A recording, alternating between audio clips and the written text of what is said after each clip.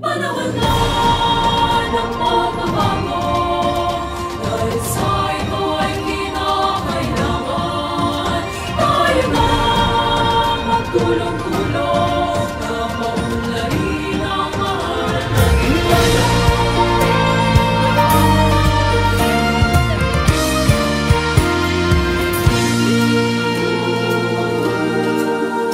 Panahon na ng pagbabago, dahil sa ito ay kinakailangan tayo na magtulong-tulong na paunlarin ang mahal nating bayan.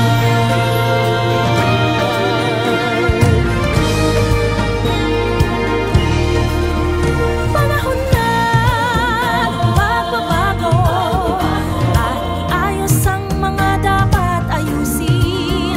Dapat lang maging tungkulin ng bawat mamamayan dito sa atin.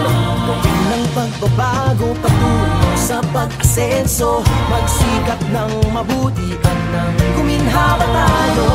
Itagong malaki natin sa mundo at ipamalas ang bagong Pilipino, ang bagong Pilipinas.